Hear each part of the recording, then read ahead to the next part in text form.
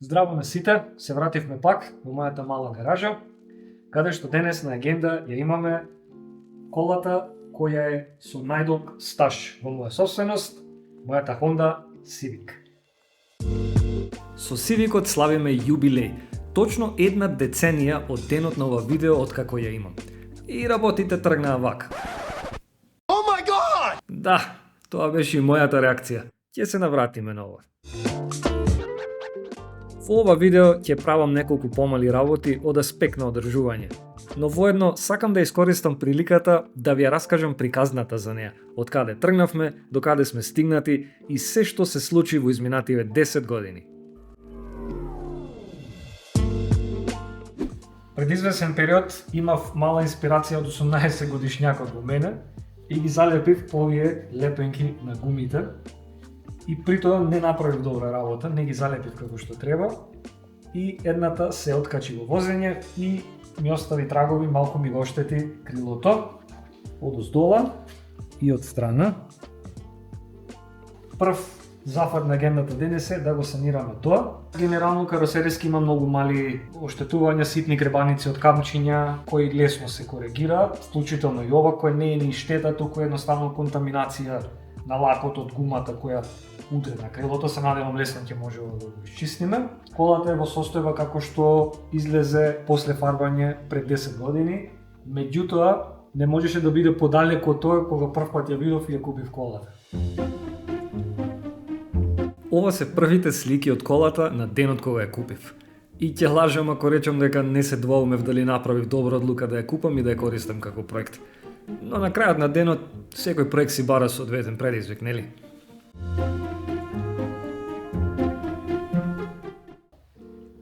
Прво нешто што ќе пробаме е да го изчистиме ова со ацетон. Бидејќи ацетонот ги омекнува нечистотиите и овозможува полесно да се изчиста. Ацетонот прво го нанесувам во мала количина директно на микрофибер крпата, бидејќи истиот е доста агресивен и може да наштети на лакот доколку се нанесува директно на него и се користи во поголема количина. И додека го чистам крилото, да се навратиме повторно на почетоците, каде што следниот ден ми започна вака. You think a bad day's gonna stop me? Ha! Океј, време беше за план, а првиот чекор од планот беше колата целосно да се соголи, за да видам колку длабоко одат проблемите. Поправив неколку електрични гремлини, ги порачав сите каросериски делови кои мораа да се сменат и почнавме да ја спремаме за фарбање.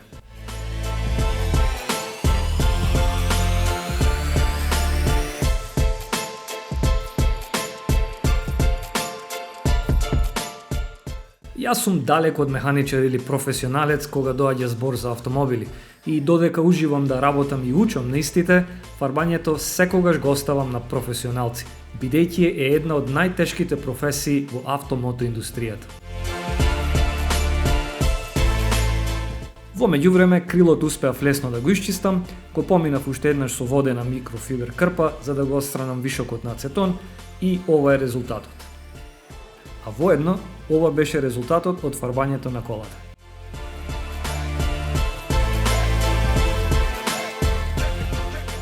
Првата итерација од овој проект изгледаше вака, но за жал каросериските проблеми не застанаа тука. Не знам дали приметувате на камера, меѓутоа предниот дел, предницата, крилото, хаубата, браникот и се останато е со малку потемна нијанса, различна нијанса од задниот дел на колата. А тоа се должи на фактот што предниот дел беше направен фейслифт. Причината за да е направен фейслифт не беше од желба, туку од немање друг избор, бидејќи верували или не, поранешното куче ми ја искаса цела предница.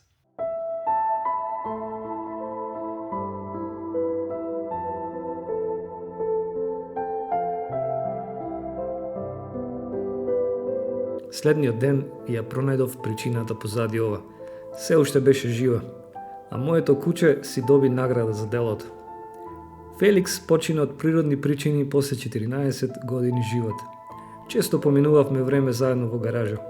Ова е последната слика што имам од него.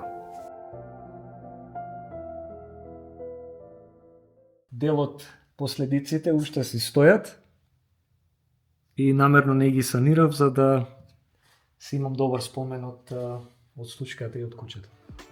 Ако имате волан обложен со алкантара, знаете колков проблем е валкањето на истата. Таа е практично како магнет за потта и валканото што ви на рацете. Со самото возење се пренесува од рацете на неа и се лепи и се креира еден мазен слој и е потребно редовно одржување за да се ја задржи таа мека и пувкаста текстура.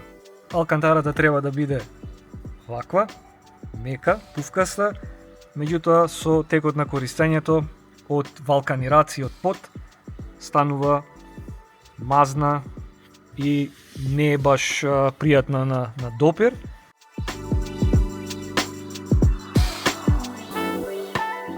Кога доаѓа збор за чистење на алкантара, јас во принцип од секогаш практикувам две намирници, тоа е топла вода и сјај. Велам сјај бидејќи сум од таа генерација. Под сјај мислам било каков детергент за садови и чиста микрофибер крпа.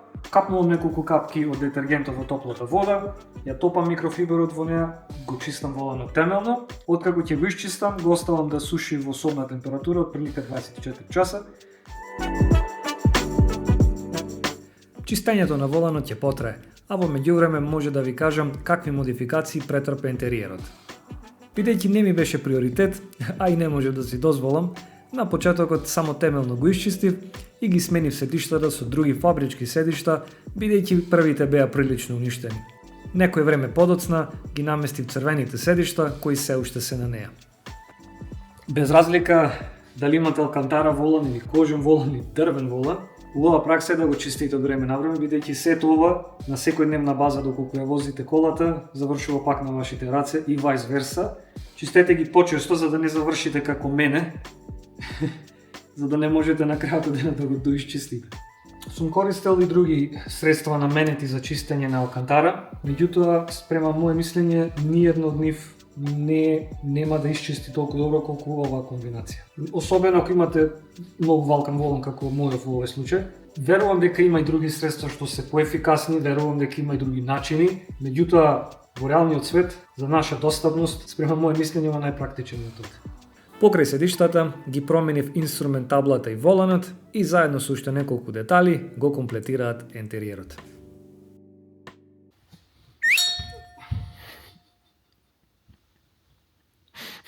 Булзај.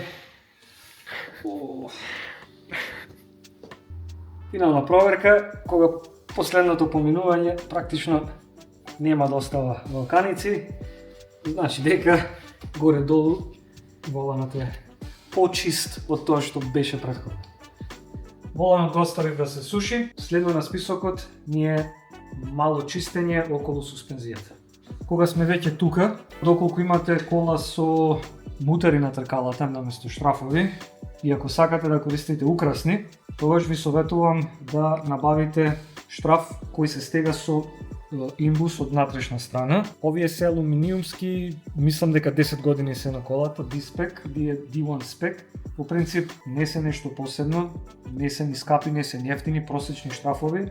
Меѓутоа, од ваквите слични има многу алуминиумски кои се со надворешен дел за завртување и тие се буквално се топат на прво стегање. Се виткаат на овој мек алуминиумот, на едно-две вадења и ќе ви се скинат, што е полошо, дури се виткаат на самиот навој и запекуваат, па не можат да излезат и слично. Јас сум немал проблем до сега со овие и мислам дека модерна пракса веќе сите производители на бандаши ги сервираат со мутери со натрешен дел за стегање со имбус. На другите возила имам ист тип, меѓутоа челични. Меѓутоа и со алуминиумските сум немал проблем до сега. Под услов да не се стегаат со ударен пиштол, исклучиво само со рака. Оно што сакав денес тука да го направам е да ги исчистам амортизерите, односно коиловерите. Coil-over, скратено од coil-over shock, односно спирала околу амортизер, е во суштина амортизер кој возможува да се прилагоди висината на автомобилот. Кај нас воедно се познати како гевинде, германски дијалект со истото значење. Важно е повремено да се чистат, бидејќи навојот и мутерите знаат често да запечат поради нечистотијата која се лепи на нив, што во принцип ги прави нефункционални кога треба повторно да се подесат. Чистењето во принцип е исто како и кај воланот, користам топла вода со малку детергент за садови, мека четка и микрофибер крпа. Кога сме кај суспензијата, Сивикот претрпен неколку промени. Заменети беа задните трап рамена, за да направиме конверзија од доболши во дискови, променети беа сите чаури, плочки и дискови и наместени беа койловери, како и рамена за подесување наголот, односно камбер на тркалата.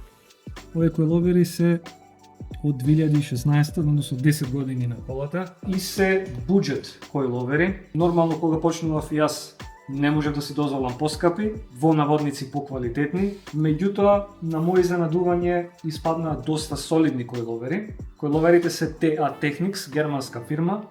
Койловерите имаат меко возење што не е баш нарочно нешто што барате кај койловер, меѓутоа ако ја возите колата на дневна база, а сакате да ја спуштите за изглед и да имате покрај тоа комфортна вожња, койловерите за тоа се идеални. Доколку сакате агресивно возење или на стази, слично не верувам дека се добар фит за тоа. 10 години сум немал проблем. Во секој случај можеби јас, односно мојата кола не е репер за нив, бидејќи не ја возам секојдневно. Од моје искуство до сега сум немал никаков проблем. Истиот процес на чистење го повторувам и на останатите койловери. И за крај користам бакарна паста. Ова е истата паста што се користи при менување на плочки кај клештите. Паста која спречува за печување на движечки делови. Койловерите ни се исчистени. Следно одиме од кола, бидејќи имаме проблем со капење на масло, проблем кој најмногу ме нервира и морам да го поправам. Ако имате Honda, многу добро знаете колку се познати по течењето на масло од сите страни. Дали е тоа од диктонот на картерот, дали е тоа од диктонот на капачката на моторот, дали е од ветек соленоидот, дали од палењето. Знаат да течат од многу места, но и тоа се должи генерално поради нивната старост. Со текот на времето гумиците се стврнуваат и не се бркаат функцијата и маслото почнува да протекува. Пред неколку години кога го местев турбото јас, ги сменив сите тие гумици и добро е што го немам тој проблем, односно немаме капење на масло од тие места, но имаме еден проблем, а тоа е и тече масло од тука. Ова е повратното црево за масло од турбото и не е добро стегнато горе, при што од тука линија масло надолу се собира овде и капе. Не е ништо драматично, меѓутоа мене ме нервира и морам да го поправам. Проблемот е што немам пристап од тука како добро да го стегнам и ќе пробам да го извадам предниот браник и да го стегнам од напред. Додека сум под кола, правам една генерална проверка, случајно да не најдам некој друг проблем. И моментално пронајдов нов проблем. Задниот лонец е готов. Поради тоа што седи под чуден агол, кондензацијата од самите издуви се собирала тука и со текот на времето го има разјадено и пробиено, така да време е за нов лонец. Што е сосема окей, овој лонец го купив многу давна, половен, си ја бркал работата на друга кола, ја бркаше работата кај мене, не сум луд, време е за нов. Но ова е проблем за друго време, за сега да завршиме со тоа што почнавме. Пред да го извадам браникот, треба да ги откачам под крилата, бидејќи се врзани на него. Меѓутоа, додека сум тука, сакав нешто друго да ви кажам. На колата имам инсталирано LED underglow, односно LED светла под целата кола, од страните напред и назад. И ако некогаш имате инсталирано LED kit, знаете дека тие доаѓаат како една целина, односно 4 парчиња кои се врзани сериски. Да се коригирам. Во мојот случај се такви, но не се сите исти. Некои доаѓаат и со конектор измеѓу секој парче. Во случај да треба да извадите браник или праг, ако имате инсталирано LED underglow kit, ќе мора да ја сечете жицата, бидејќи сите 4 парчиња се врзани сериски и откако ќе завршите работата и треба да го вратите назад браникот или прагот, треба повторно да ги споите жиците, да ги лемите, што е малце главоболка. За таа цел, јас кога го инсталирав LED, кога ги инсталирав LED светлата, ги секов жиците измеѓу секое парче и ги поврзав со конектор, како овој. И во случај да треба браникот да го извадам, едноставно го откачувам конекторот, на другата страна е исто и браникот може да излезе без да сечам ништо. Кога ќе завршам, браникот го враќам назад, го спојувам конекторот и работата е чисто завршена. Овој конектор стои на суво е скриен горе, видите е чист комплетно, меѓутоа каде што имам споено жици што се изложени на елементи вода и слично, го користам овој конектор, овој е водоотпорен, во принцип се спојува жиците, се завртува и не пропушта вода да влезе внатре, така да овој ми е искористен на другите места. Браникот се држи со по еден штраф од секоја страна, а воедно треба да се извади предната маска која стои над него.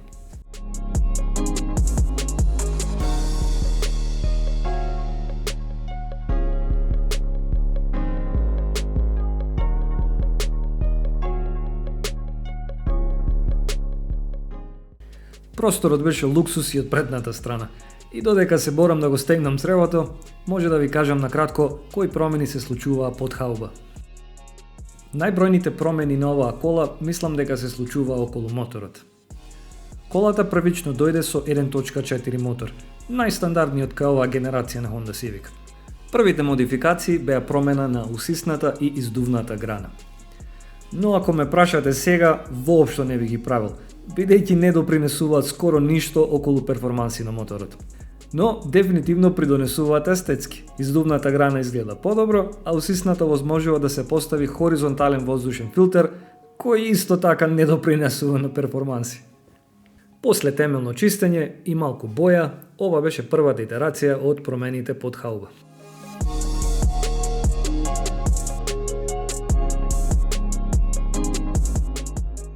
Откако го стегнав цревото, вниманието ми го одзеде ова подкрило, кое не лежеше добро и морав да го коригирам.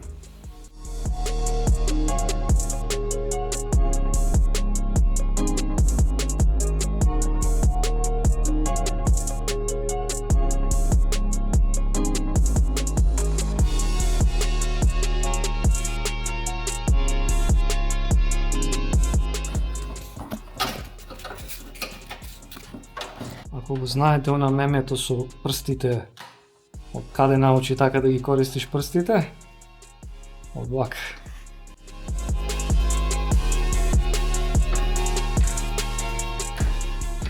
Цревото за масло го стегнавме, дали е доволно стегнато ќе каже времето, се друго ни е вратено назад, а во меѓувреме ни се исуши воланот. Воланот е сув, мислам дека очигледна е разликата, веќе на допир не е никаде мазен. Од сушењето малку алкантарата е крута, што е нормално, затоа ја користам оваа четка од конјски влакна, мека четка, да ги разближам влакната, да ја разближам текстурата малку и уште толку ќе омекне откако ќе ја поминам со неа.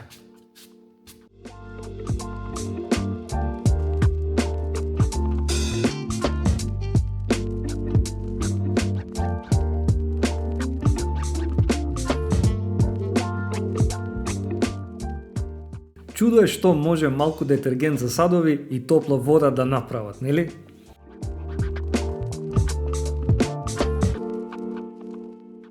Назад кај моторот, работите почна да стануваат интересни. Фокусот овој пат беше на перформанси и за таа цел фабричкиот мотор мораше да излезе и беше заменет со 1.6 VTI мотор. Ова беше изгледот после промената на моторот, а кратко после тоа беа сменети усисната и издувната грана, повторно, и беше посебно изработен целосен издув. И вака изгледа работите подолго време после овие зафати, пред да ја направам последната и најпредизвикувачка измена кај моторот. Кога доаѓа околу стайлинг на кола, мојот вкус генерално е суптилен, чист. Не сум фан на екстремен стайлинг, меѓутоа тоа не значи дека е нешто лошо со екстремен стайлинг или било како стайлинг по ваш избор, бидејќи тука е во прашање вкус. За вкусови не се расправа, секој си има посебен вкус и посебна желба, што е респектабилно, меѓутоа во мојот случај јас преферирам да е чист стил на стайлинг, со тоа што на колата има многу малку екстериерни додатоци, преден лип на браникот, заден суптилен спојлер и малку контрастни црни парчиња. Меѓутоа на едно место каде што фалеше на колата одреден контраст е на прагот. Го имав тоа мало парче на задниот дел, меѓутоа од тука до таму некако ми беше празно и мислам дека е добра идеја да поставам нешто тука. Меѓутоа не е само естетски, туку решавам и друг проблем. Ова е универзален додаток за праг, одговара на многу возила, лесен е за местење и е прилично ефтин. Како што спомнав преѓе, на колата имам наместено LED светла, LED ленти и бидејќи прагот на колата е рамен, кога ја гледате колата од понизок агол, LED лентите се видливи, односно диодите во лентите се видливи и мислам дека не изгледа баш вкусно. И за таа цел јас лепам една гумена трака која ги покрива лентите за да не се гледаат од страна и светлината да удира само надолу. Меѓутоа, овие гумени траки не ми се допаѓаат воопшто и сакам да ги извадам и кога ќе го наместам додатокот за праг, истиот ќе ги покрие LED лентите и ќе ги блокира диодите да се гледаат од понизок агол, така да го решавам и тој проблем заедно со местењето.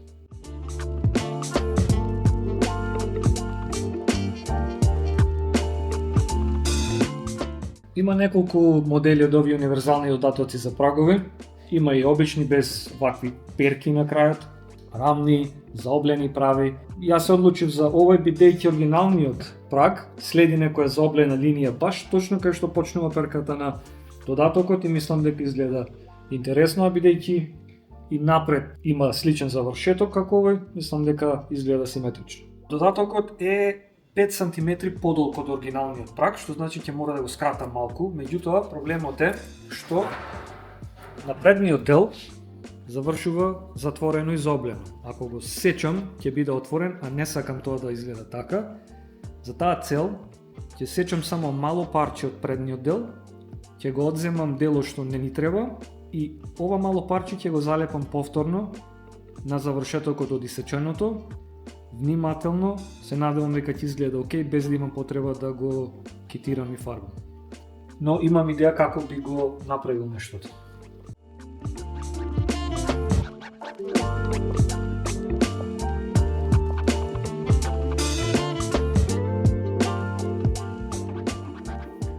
Ова е дремел или мини брусалица ако сакате и е идеална за вакви деликатни работи каде што има малечко камче и можам внимателно да работам на деликатни места, да правам тенок рез наспроти големата брусалица која што не ми дозволува да бидам толку деликатен.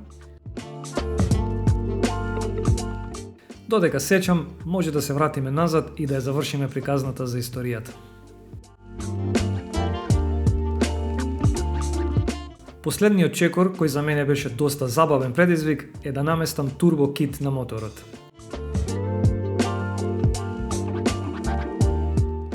За ова нема да навлезам во детали, бидејќи беше долг процес, а воедно имам и друго видео на каналот на кој може да го видите истиот. Ќе оставам линк до него во опис.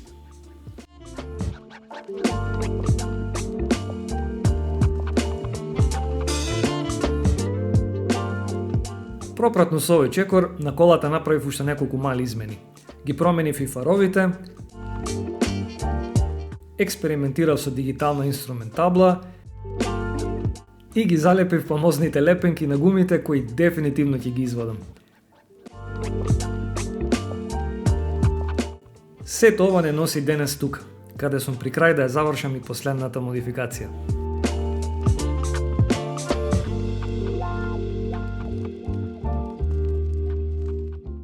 Ова е платнен изолир и во принцип е продзирен.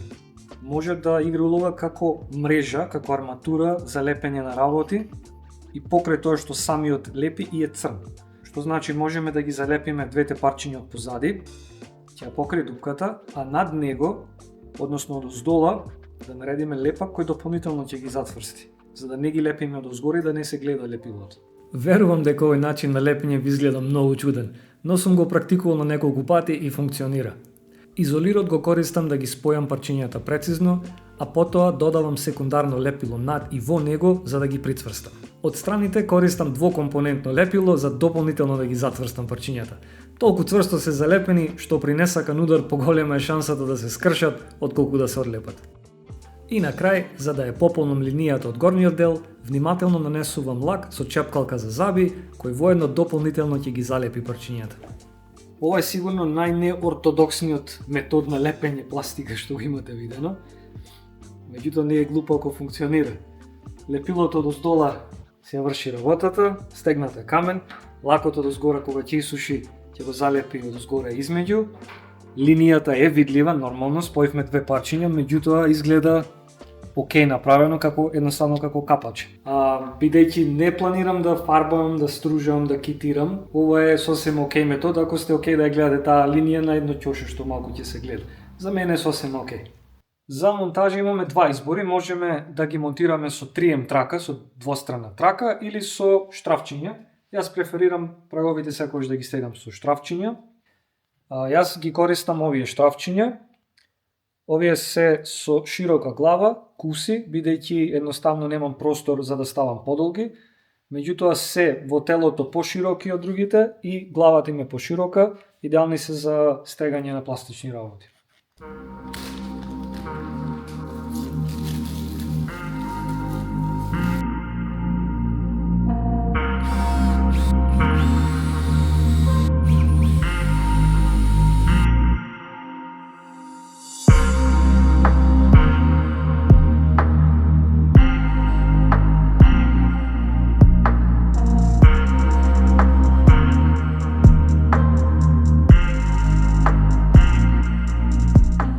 Не знам дали е до мене, но за разлика од порано, во последно време се помалку ги гледам помладите генерации да градат проект автомобил.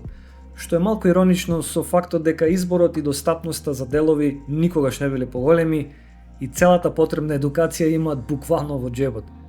Дали тоа се должи на лажните стандарди кои ги создаваат социјалните мрежи, или станува збор за финансиски проблеми, или пак немање трпение или простор каде да се работи, не сум сигурен. Но некои работи можем да ви ги кажем со сигурност. Ако тргнете на оваа авантура, ворете да грешите. Ворете работите да не бидат перфектни. Ворете деловите да бидат половни и ворете да бидат ефтини.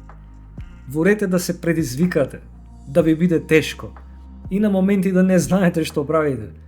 Но наградите за сето тоа ќе ви бидат непроценливи. Ќе стекнете знаење, ќе стекнете вештини, самодоверба. На моменти и ќе ви биде и лек за многу проблеми. Ќе стекнете многу пријателства. И најважно од се, ќе имате незаборавни спомени.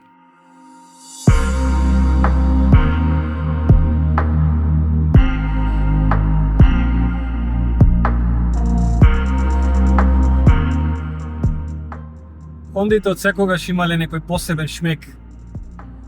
Звукот на моторот, високите обртаи, ама во оваа комбинација, пуст, ветек и на крај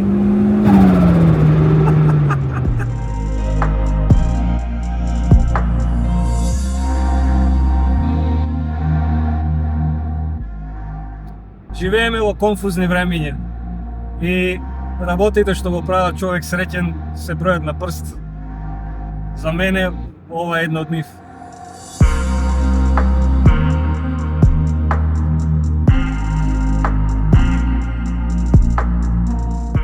Сивикот веќе некој време е огласен за продажба. Едноставно не го возам често, не му посветувам доволно внимание, но да бидам искрен, мислам дека ова видео мене најмногу ми требаше, за да си ја преиспитам одлуката.